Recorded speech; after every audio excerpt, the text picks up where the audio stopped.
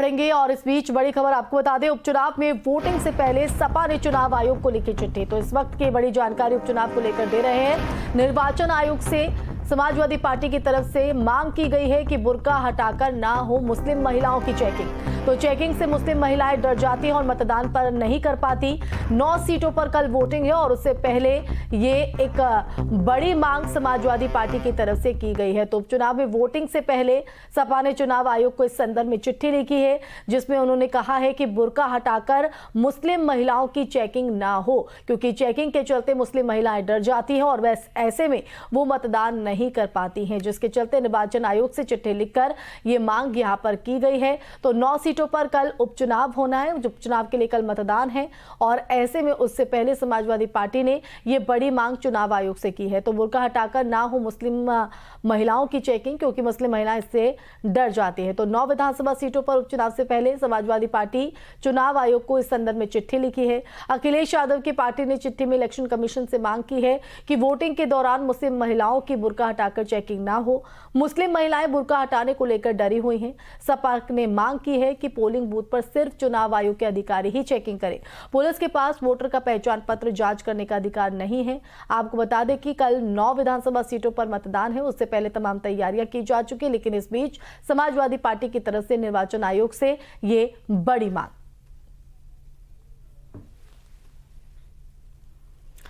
तो बुर्का हटाने को लेकर मुस्लिम महिलाओं में डर है और ऐसे में वो डर कर मतदान ठीक से नहीं कर पाती हैं।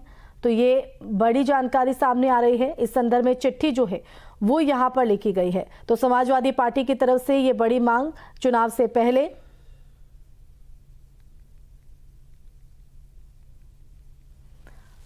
तो बुर्का हटाकर मुस्लिम महिलाओं की चेकिंग ना हो। समाजवादी पार्टी ने चुनाव आयोग से इस संदर्भ में शिकायत कर चिट्ठी में इन तमाम बातों का जिक्र किया है। अब इस पर क्या रुख चुनाव आयोग का रहता है, ये देखने वाली बात यहां पर रहेगी। तो कल बता दें कि 9 विधानसभा सीटों पर उपचुनाव है और उसके लिए मतदान को लेकर तमाम तैयार प्रशासन की तरफ से कर ली गई। तो वोटिंग से पहले बुर्का सियासत अब यहां पर हावी होते हुए नजर आ रही है।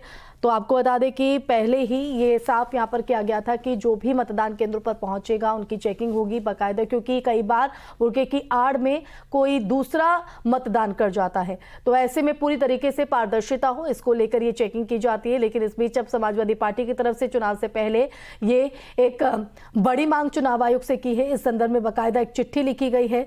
लेकिन अब इस मांग के साथ ही बुर्का वोटिंग पर बुर्का सियासत जो है वो यहां पर हावी होते हुए दिखाई दे रही है। तो एसपी ने चुनाव आयोग से शिकायत की।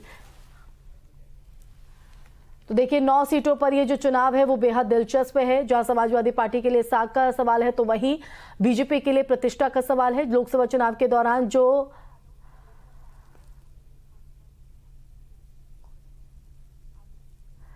और बीजेपी के प्रवक्ता आलोक जी हमारे साथ जुड़ गए हैं। आलोक जी, बहुत बहुत स्वागत है न्यूज स्टेट पर आपका। कल वोटिंग है, उपचुनाव को लेकर सरगर्मियां तेज हैं। इस बीच बुर्का सियासत होते नजर आ रही, समाजवादी पार्टी की तरफ से बड़ी मांग। देखिए,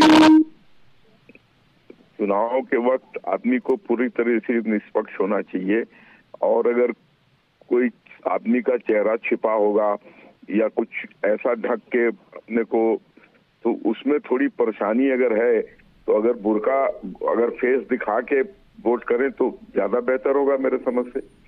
उसमें तो कोई परेशानी नहीं होनी चाहिए। वैसे भी जो मुस्लिम महिलाएं हैं जब बुर्का लगाती हैं तो वो फेस तो उनका बहुत लोगों का खुला ही रहता है, वो बुर्के का जो पर्दा है उसको ऊपर कर लेती हैं। ये तो आमतौर पे वो करके सड़कों पे चलती हैं और या दुकानों में, मॉलों में, जहां भी वो जाती हैं। तो अगर चुनाव आयोग के वक्त अगर चुनावी बूथ पर उसको ऊपर करके रखें तो उसमें क्या परेशानी है। बिल्कुल, हमारे साथ भुवन जोशी जी भी जुड़ गए हैं समाजवादी पार्टी से। भुवन जी, आपका भी बहुत बहुत स्वागत है न्यूज स्टेट पर।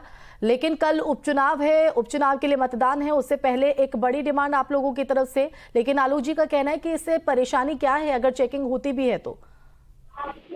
देखिए, निश्चित तौर पे हम लोग संविधान को बचाने की लड़ाई लड़ रहे हैं और जो संविधान जो हमें आज्ञा देता है अपने अपने वस्त्र पहनने का, अपने मजहब को मानने का, अपने रीति नीति को मानने का, तो हम लोग कहना चाहते हैं कि संविधान की रक्षा का विषय है और निश्चित तौर पे जो मुस्लिम महिलाएं हैं जिनमें पर्दा सिस्टम है, उनकी मर्यादा का भी ध्यान रखने का हम लोगों ने चुनाव आयोग से निवेदन किया है। और हमें पूरा विश्वास है कि चुनाव आयोग इस विषय का संज्ञान लेगा और किसी पर भी जो उसके धर्म के पक्ष में लेकिन जो बात भुवन जी, होगी- अगर पारदर्शिता के लिए अगर ये कदम उठाया भी जा रहा है तो उसमें प्रॉब्लम कहाँ है? विश्व प्रदेश जानता है कि किस प्रकार मुस्लिम समाज को ये सरकार टारगेट कर रही है। ये बात एक चीजें छुपी नहीं है और निश्चित तौर पे चुनाव आयोग हमें पूरा विश्वास है इस विषय का संज्ञान लेगा और जो मुस्लिम महिलाएं हैं उनके सम्मान की रक्षा भी कर पाएगा। आलोक जी, आप क्या कहेंगे? देखिए, समाजवादी पार्टी तो सम्मान की बात कर रही है। मैं भुवन जोशी जी का बहुत आदर करता हूं, बहुत सम्मानित प्रवक्ता है, लेकिन मैं इनसे एक चीज पूछना चाहता हूं कि अगर संविधान के तहत अगर एयरपोर्ट पर चेकिंग होती है तो क्या वहां पर वो संविधान का उल्लंघन हो रहा है? अगर किसी पार्लियामेंट हाउस में जाते हैं लोग तो वहां चेकिंग होती है तो वो चेकिंग नहीं कराएंगे? वहां संविधान सुरक्षित है।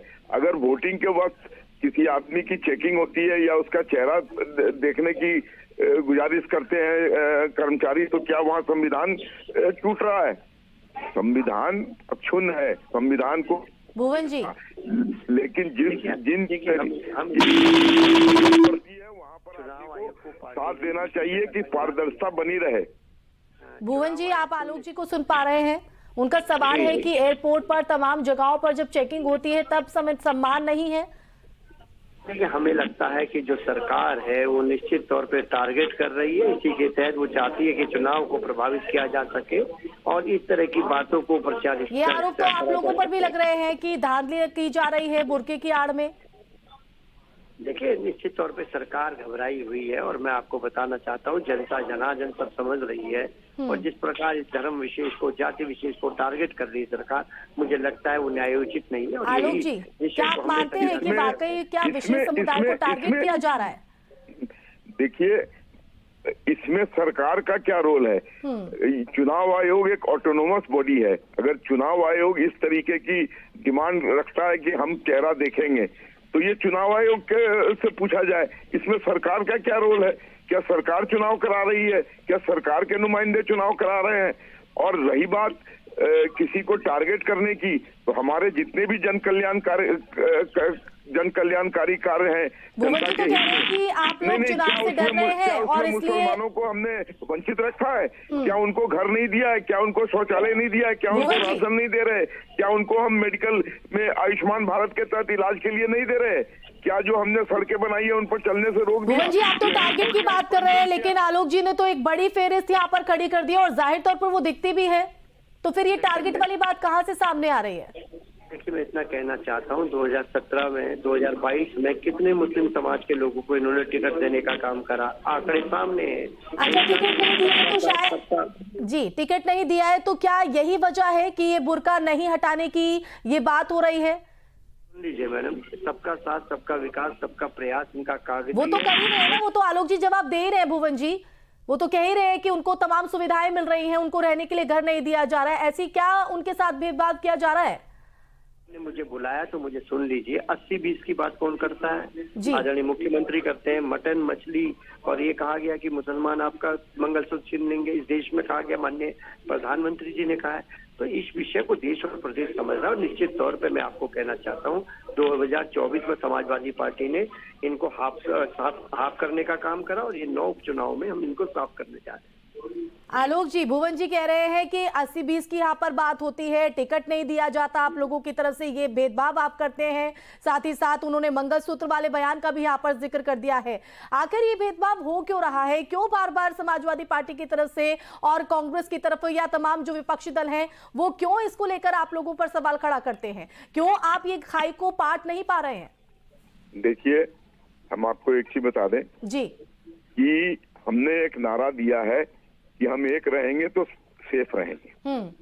और जिस तरीके की विनाशकारी ताकतें भारत के इर्द गिर्द अपना प्रचंड मिशन फैला रही है, उसके तहत अगर भारतीय लोग एक नहीं रहेंगे तो निश्चित तौर पर उनके ऊपर प्रॉब्लम आने की संभावना है, प्रबल संभावना है।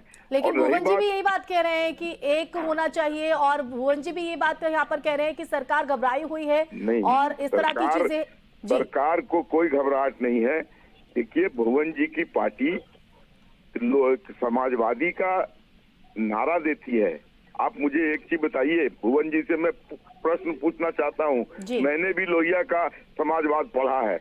लोहिया के समाजवाद के किस पृष्ठ पर अंकित है कि बाप के बाद बेटे को अध्यक्ष बना के पार्टी को आगे चलाओ, और जब सत्ता में आओ तो परिवार के 35 आदमी को MP, MLA, नगर पालिका अध्यक्ष, पंचायत अध्यक्ष ठीक और है। विभिन्न पदों पर काबिज करो।